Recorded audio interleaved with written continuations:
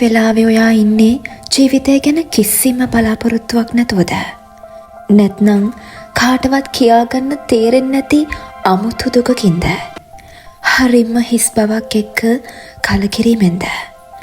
උත්තර නැති ප්‍රශ්න ගොඩක නේද? එන්න මේ විශ්වයේ බලගතුම තැනට ගිහින් ඔයාගේ හිතේ තියෙන හැමදේම කියලා හිත නිදහස් කරගමු. අද මේ කරන හැම පිනකින්ම ඔයාට ආශිර්වාද ලැබේවි. ඔයාගේ ජීවිතේ හැමදේම හරියාවි.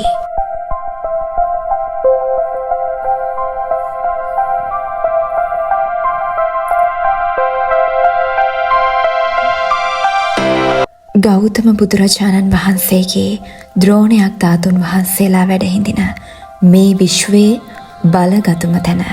මෙතනට ආවහම දැනෙන සැනසීම මං කොහොමද විස්තර කරන්නේ? ඔයාගේ හිතේ මොන ප්‍රශ්නයක් තියාගෙන ඔයා ආවත් මෙතනින් එළියට යන්නේ ඒ හැම දෙයකින්ම හිත නිදහස් කරගෙන.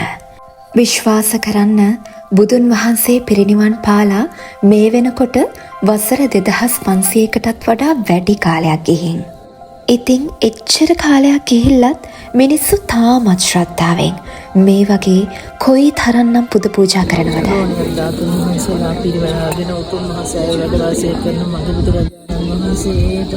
එතකොට බුදුහාමුදුරුවෝ කොයි තරම්නම් පින් කරලාද? සංසාරේ මේ තරමටම තමන් වෙනුවෙන් දානමාන මල් සුවඳ පූජා ලබන්න අපි වෙනදට පූජා කරන්න ගන්නේ නෙළුම් මල්. හැබැයි මේ දවස්වල සල්මල් වාරය නිසා අපි එනමග සල්මල් වට්ටයක් ගත්තා. ඒ වගේ සුවඳ හැම තැනම. උදෙන්ම හදාගත්ත කිරියාහාරත් ගිලන්පසත් පූජා කරලා අම්මීමායි පැය 2ක් විතර මෙතනට වෙලා වැන්දා.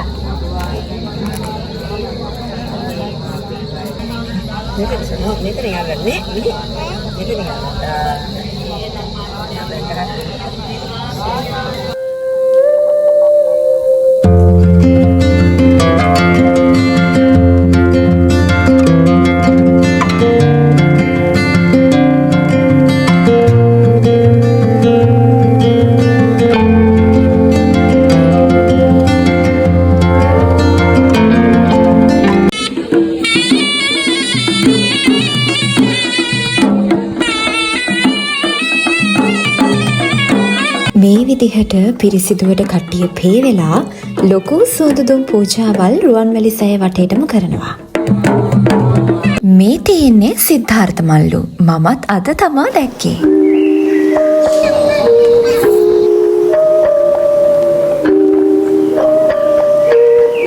ඔයාලා අහලා තියෙනවද නාග දොරටුව ගැන?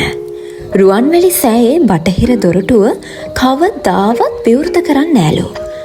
අදටත් නාගලෝකේ නාගයෝ මනුෂ්‍ය වෙස් වලාගෙන රුවන්වැලි සෑයේ වන්දනාමාන කරන්න මේ දොරටුවෙන් එනවා කියලා විශ්වාස කරනවා.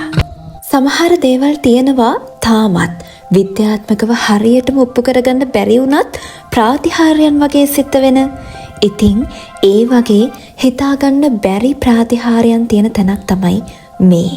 පහුගිය දවස්වල ඔයා දකින්න නැති හැමෝම පුදුම කරලා රුවන්වැලි සෑය අහස පාට පාටින් පැපළුණු හැටි. මේ දවස්වල රුවන්වැලි සෑය හුණු පිරියම් කරනවා. ඉතින් ඔන්න ඔයාටත් පුළුවන් මෙතනට පුළුවන් විදිහට හුණු ගෙනත් දීලා ඒ පිනටත් සහභාගී වෙන්න.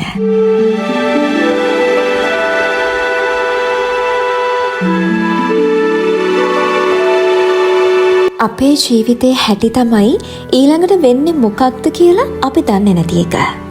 ඒ නිසාම තමයි අපේ ජීවිත ලස්සන වෙන්නේ, රසවත් වෙන්නේ.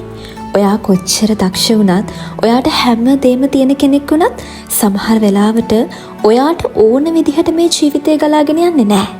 ඔයාට අමාරු පාඩම් කියලා දෙනවා, ඔයාට අමාරු කාලෙනවා, මොනවා කරන්නද කියලා හිතා ගන්න බැරි කාලෙනවා.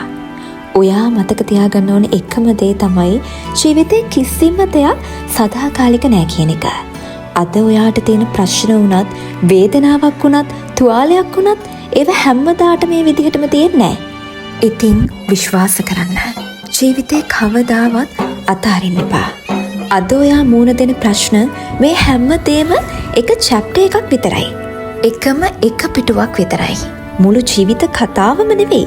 කවදාම හරි දවසක ඔයාට මේ ලෝකෙටම කියන්න ලස්සන කතාවක් තියෙන්න ඕනේ. එහෙම වෙන්න නම් ඔයාගේ කතාව ටිකක් අමාරු සංකීර්ණ කතාවක් වෙන්නත් ඕනේ. එහෙම නේද?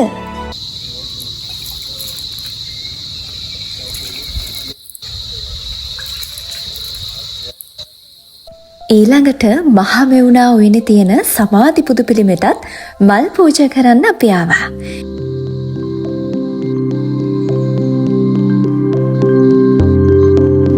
මෙතනදී අපිට නෙදර්ලන්ඩ් ෆැමිලි එකක් හම්බ වුණා. ඊට පස්සේ එයාලටත් මල් දුන්නා. එයාලත් අපිත් එක්කම වැන්දා. ඊට පස්සේ එයාලා කියනවා අපි රියල් ශ්‍රී ලංකන්ලු. මං හිතනවා ඔයා මොකක්ම හරි ප්‍රශ්නයක හිටියනම් මේ vlog එකෙන් ඔයාට පුංචිම හරි හිතේ සැනසීමක් ලැබෙන්නේ නැති කියලා. ඉතින් මතක තියාගන්න. ඔයාගේ ජීවිතේ මේ තරමටම අමාරු වෙනව ඇත්තේ ඔයාට ලැබෙන්න තියෙන දේ ගොඩාක් වටින නිසා. ආයෙමත් දවසක මුණ ගැහෙමු.